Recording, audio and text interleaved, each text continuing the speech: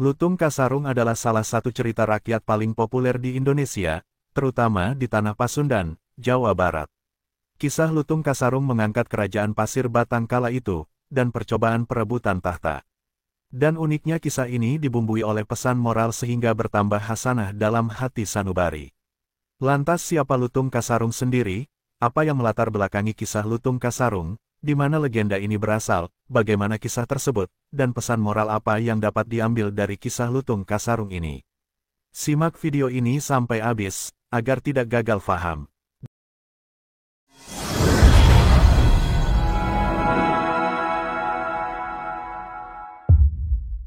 Dahulu kala hiduplah seorang raja, bernama Prabu Tapa Agung. Beliau memerintah kerajaan Pasir Batang dengan baik, arif, dan bijaksana. Kerajaan Pasir Batang sendiri adalah kerajaan yang berasal dari tanah Pasundan, Jawa Barat. Raja Prabu Tapa Agung memiliki dua orang putri, yaitu Purbasari Ayuwangi, atau biasa disebut Purbasari, dan satunya adalah Purbararang. Purbasari merupakan anak bungsu, sedangkan Prabu Rarang adalah anak sulung. Meskipun kedua satu saudara, keduanya memiliki karakter yang berbeda. Purbasari memiliki sifat baik hati, sedangkan Purbararang memiliki sifat buruk hati. Sehubungan dengan usia Prabu Tapa Agung yang semakin menua renta sebagai raja. Raja bermaksud meneruskan kepemimpinan kerajaan Pasir Batang pada salah satu anaknya. Karena kebaikan hati Purbasari, membuat sang raja tergerak hati memilihnya sebagai seorang ratu untuk memimpin kerajaan Pasir Batang. Kejadian diangkatnya Purbasari, putri bungsuin, lantas menjadikan Purbararang, putri sulung raja tersebut iri hati dan dengki. Prabu Rarang tidak suka Purbasari terpilih menjadi ratu kerajaan Pasir Batang. Kenapa tidak dirinya? Karena dia adalah anak lebih tua dan anak sulung. Kedengkian tersebut dilampiaskan Purbararang dengan mendatangi seorang paranormal. Purbararang meminta paranormal tersebut merusak wajah cantik Purbasari menjadi berbintik-bintik hitam.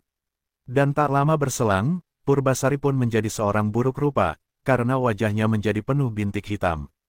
Dengan keadaan tersebut, Purbararang menghasut ayahnya untuk membatalkan Purbasari menjadi ratu, karena orang yang dikutuk seperti dia tidak pantas menjadi seorang ratu.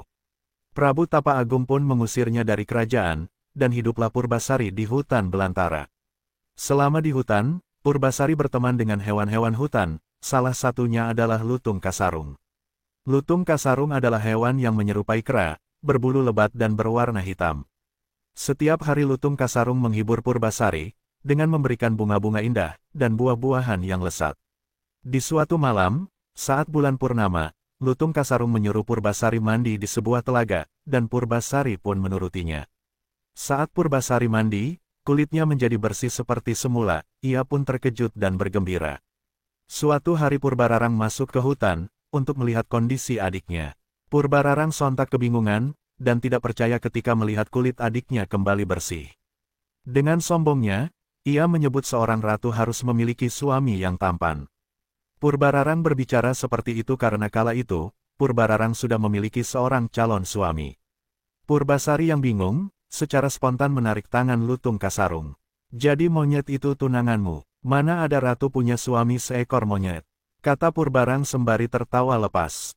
Pada saat itu juga, Lutung Kasarung bersemedi, dan berubah menjadi seorang pangeran yang sangat tampan.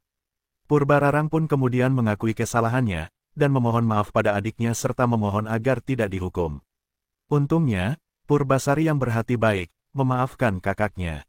Setelah itu, mereka semua kembali ke istana dan Purbasari pun kembali menjadi ratu. Kisah Lutung Kasarung ini mengingatkan kita, untuk selalu berbaik hati pada saudara, dan sesamanya, karena kebaikan hati akan mengalahkan segala keburukan. Dan keburukan hati akan berdampak pada energi negatif pada diri sendiri.